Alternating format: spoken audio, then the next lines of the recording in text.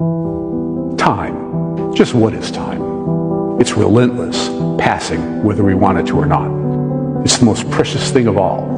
We never have enough of it. It slips away like grains of sand, never to return. Poetic words aside, time is a real thing. It's the stage on which our lives unfold. It's the thing that transforms yesterday into tomorrow.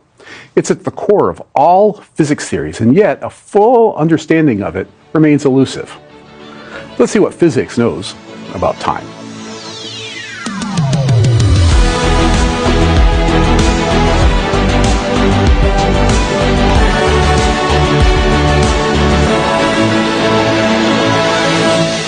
It might seem silly to ask what time is. After all, we all know what it is.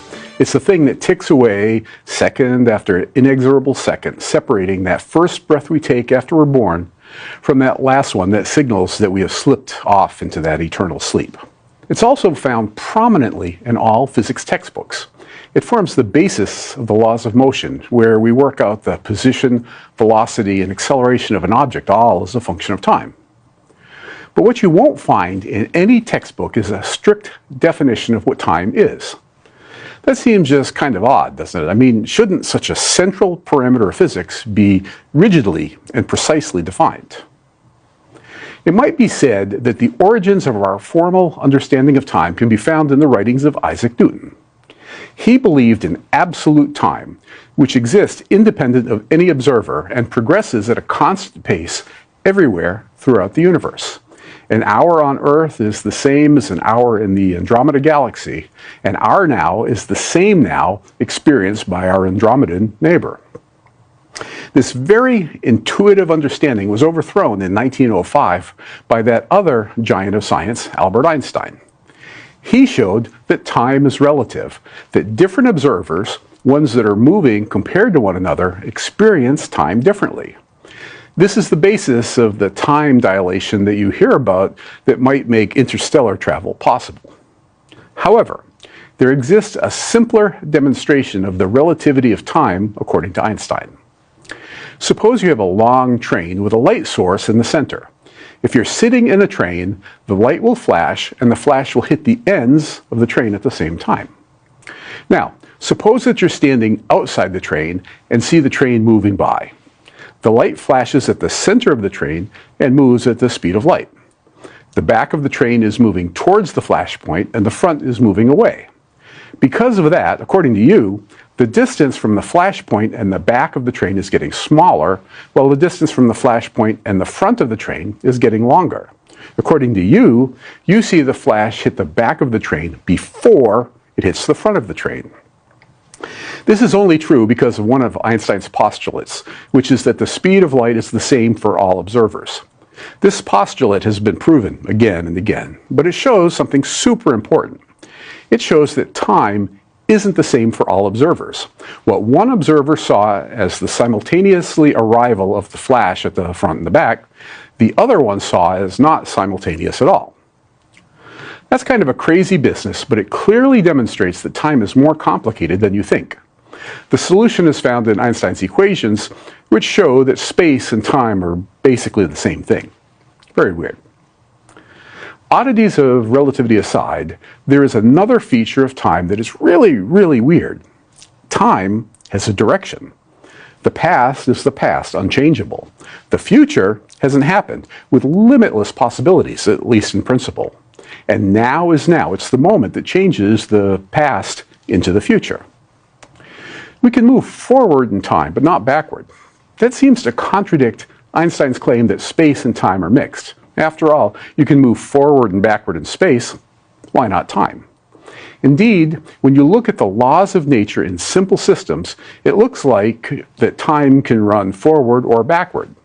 You can see it in equations, but it's easiest to see if you bounce a ball off a wall. It looks like a normal thing if time is going in one direction, but if you run the film backward, which is the same as moving backward in time, it also looks fine. There's no problem with that. The situation is different in more complex scenarios. For instance, if you look at a film of someone making a break on a pool table and then reverse it, you can very easily tell which film moves forward in time and which one is backward. While each collision of each ball is the same as the simple case we just looked at, when we look at the totality, the direction of time is easy to see. The same is true if you drop an egg. The egg falls and breaks, which looks perfectly fine, but run the film backward and it's obvious. So this is kind of mysterious. Einstein says that space and time are the same, which implies that you should be able to move backward in time just like you can move backward in space. And if we take a simple enough physics system, backward and forward films both look perfectly reasonable. So what's the deal when we look at more complicated systems? Scientists have invented an idea called entropy that seems to be important in answering this question. People often call entropy a measure of disorder, but that can be a bit misleading. Entropy is really a way of measuring the number of ways a collection of objects can be rearranged in ways that don't look different when you step back and look at the big picture. For example, the room I'm in is filled with air molecules. There are nearly countless air molecules in the ballpark of 10 to the 26th power individual molecules. But it doesn't matter much which molecules are where. For instance, if I pick two particular molecules, it doesn't matter if they are here, or here, or here. The air I breathe doesn't much care about the detailed locations of any particular molecules. There is a principle called the second law of thermodynamics, which says that in an isolated system, entropy will always increase or rarely stay the same. This is where the idea of disorder comes. Take a load of laundry. There is only one, or at most a few ways to stack it neatly on the bed. However, there are lots and lots of different ways to toss the clothes around the teenager's room. While the exact location of the clothing changes, it all adds up to being a mess. With the egg, there is one configuration that is an unbroken egg. However, there are lots and lots of ways, and they can splat. The details of the splat are different, but those details aren't so important when you have to clean up the mess. The idea of the direction of time seems to be tied up in the claim that entropy gets bigger. Eggs break, but don't unbreak.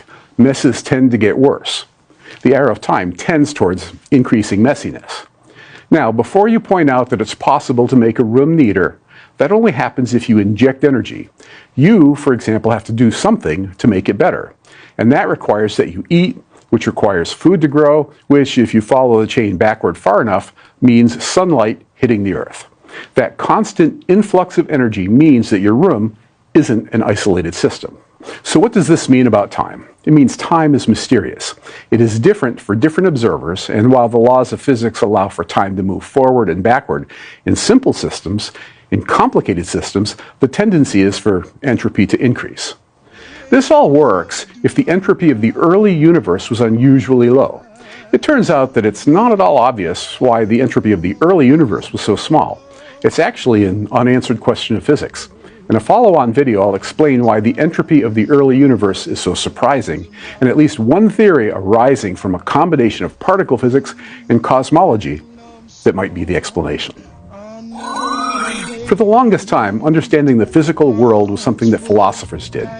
Indeed, the early term for science was natural philosophy, but those days are long gone. Scientists understand the behavior of nature better than philosophers ever did. But the topic of time remains a mystery stuck in that limbo between the worlds of philosophy and physics, which makes it fun to think about. One day we may fully understand the nature of time, which will mean that the topic has fully transitioned from philosophy to physics. That will be a great day because, as I hope you'll agree, that physics is, at least eventually, everything. As time goes by.